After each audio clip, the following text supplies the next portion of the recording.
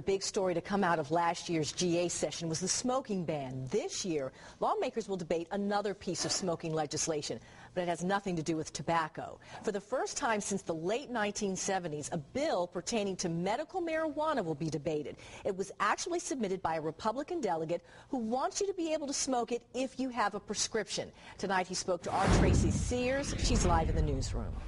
Delegate Harvey Morgan says the research is clear. Medical marijuana helps patients deal with the pain and suffering of a critical illness. So he wants more patients in our state to have access to it. But even if Morgan gets overwhelming support in the General Assembly, he knows he faces a huge roadblock ahead.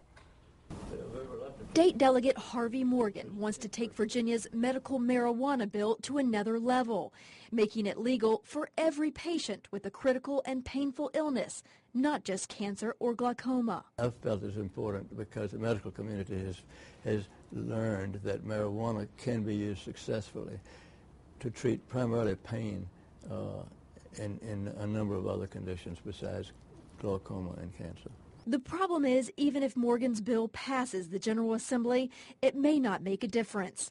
The current medical marijuana law in Virginia is largely symbolic. While it protects doctors, patients, and pharmacists from prosecution at the state level, it does not protect them from the feds.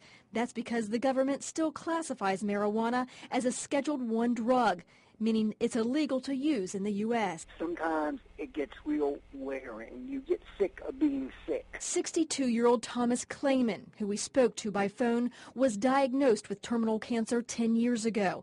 He says medical marijuana has been his saving grace. There's a lot of physical as well as psychological benefits. It alleviates a fair amount of the pain. It gives you a sense of hope.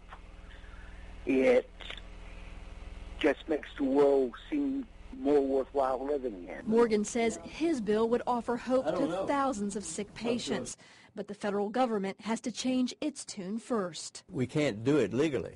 In other words, the other states that have passed these laws, and Virginia also, have to be aware that until the federal government releases it from the Category 1 or the Schedule 1, there may be difficulty in dispensing it or prescribing it. Now, Morgan says he believes the federal government is much closer to making medical marijuana legal. So he says he wants this law on the books in Virginia. But he also acknowledged this was the thinking of lawmakers back in the 70s as well. Back to you.